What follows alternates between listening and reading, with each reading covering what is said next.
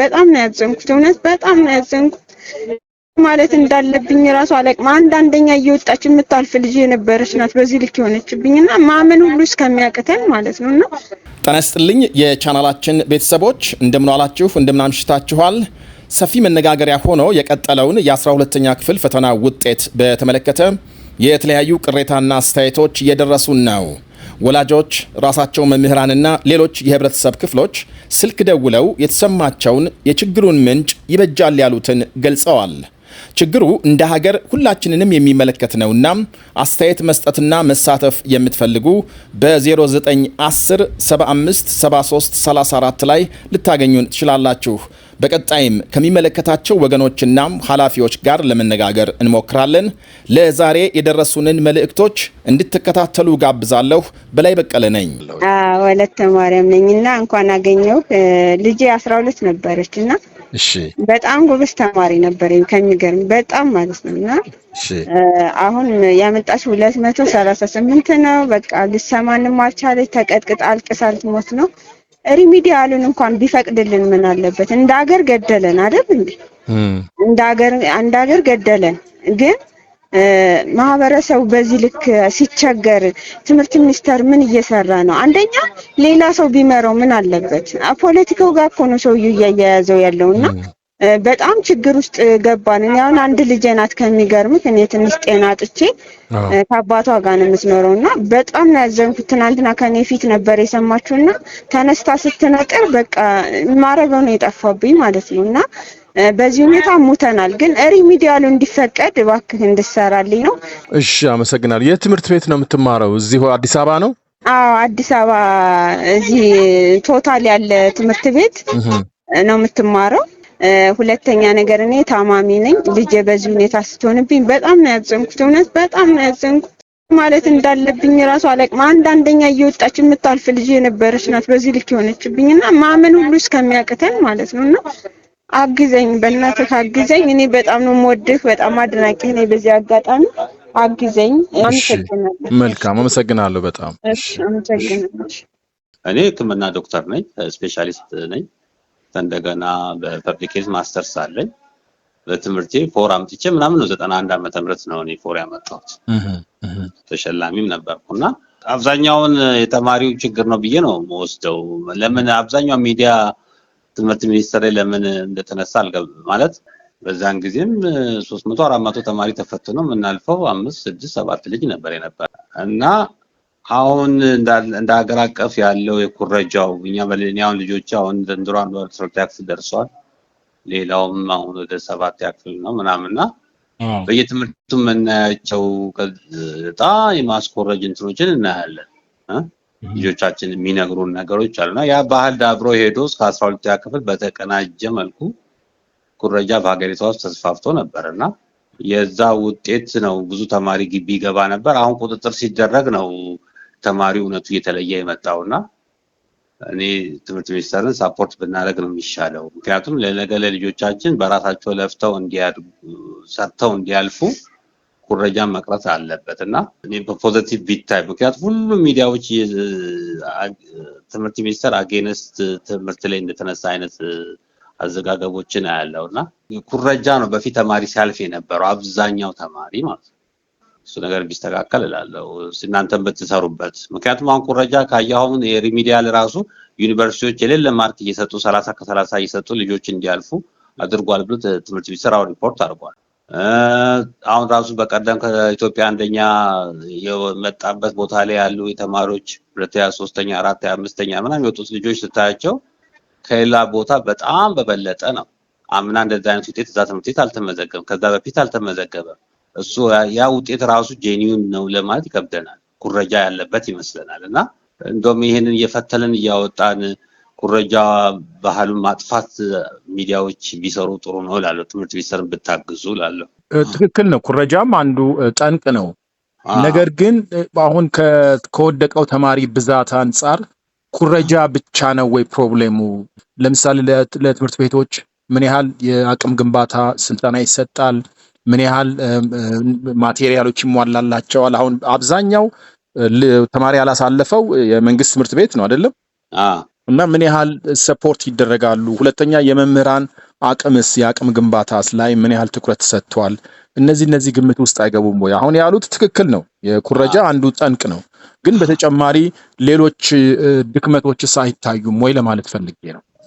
እንደ መሰለ እኔ ትምህርቱ እያየኋቸው ነው ያሉት የሃይስኩል እና እኔ ተማርኩት የሃይስኩል ትምህርትና አሁን ያለው የሃይስኩል ትምህርት ትንሽ የተጋነነ ነገር አለ። ትምህርቱ በራሱ ይከብዳል። ባይዘይ ትምህርቱ ይከብዳል። አሁን የ11 ክፍል የ12 ክፍልም አየዋለሁና ትምህርቱ ከተማሪዎቹ ጋር በጣም ነው የሚከብደው። መምህራኖች ራሱ አይችሉም ነገር የሃይስኩል መምህራን ማስተርስ ያላቸው አንዳንድ ቶፒኮች ኢቭን ተራ አሁን አንበበህ የምትረዳቸው የሚባለው እንደ ባዮሎጂ ምናምን ያሉ ትምህርቶች ለመምህራኖቹ ራሱ በሚከብድ ሁኔታ ማለት ነው መጽሐፉ ላይ ያለው የተጻፈው ራሱ ማለት ነው።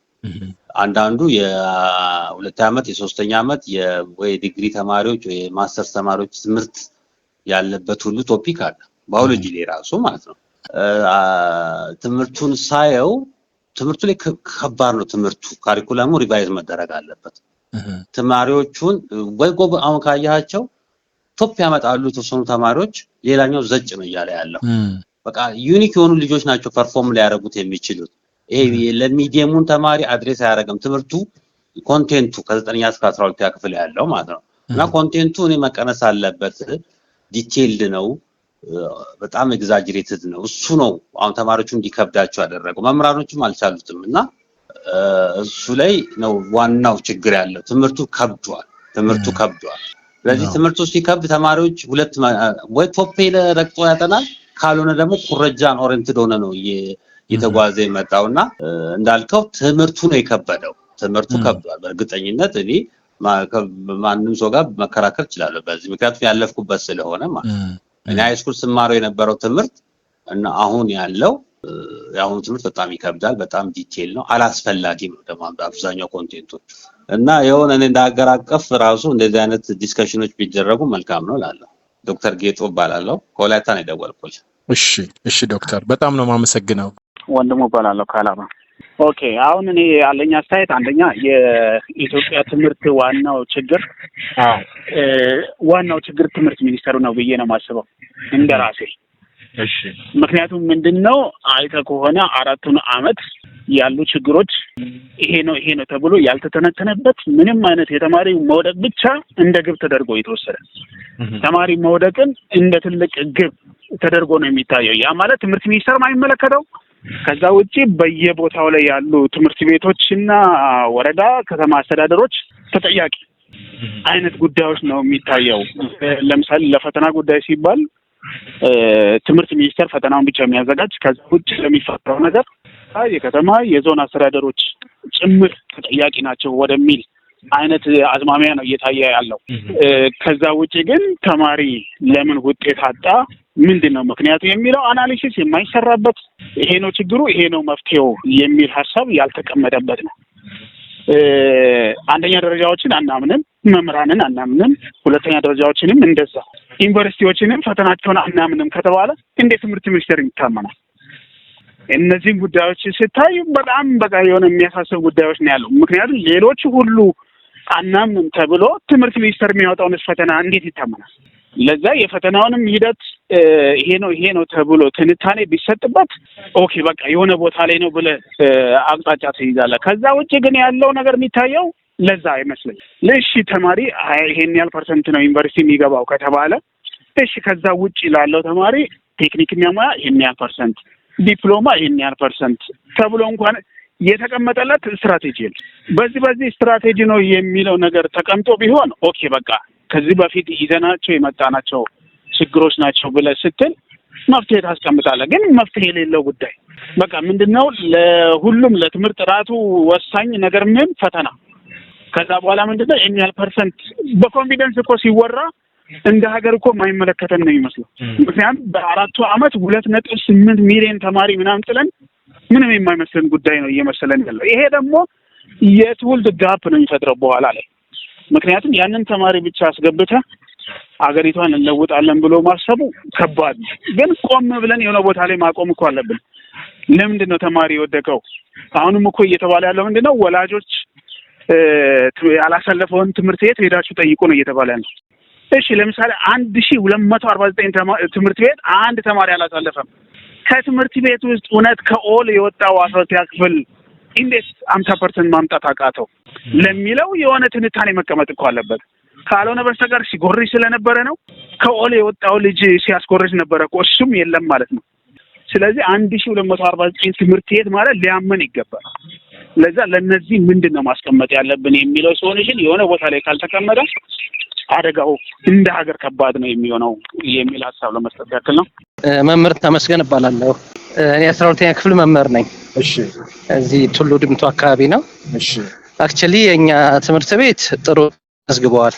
እሺ ነገር ግን እንደ ሀገር ስናስበው እኔ አንዳንዴ ግር የሚለኝ ትምህርት ሚኒስቴር የትምህርት ጥራት ለማምጣት ወይ ግልጽ ሆኖ ቢመጣ የሆነ ነገር ማለት እንችላለን። እንደ መምህር እኔ እንደ መምህር ፊል አድርጌያለሁ ማለት እኛም እየለፋን እየደከምን ተማሪዎቻችን በዚህ መጠን መውደቅ ትንሽ ያን እንትን ይላል ይሰማሃል።